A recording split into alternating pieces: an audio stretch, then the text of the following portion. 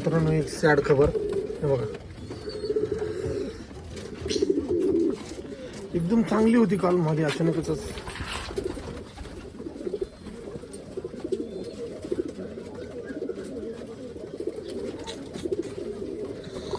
रात्री दाणे खाल्ले, संध्याकाळी दाणे खाल्ले, सगळे खाल्ले, पण काय हे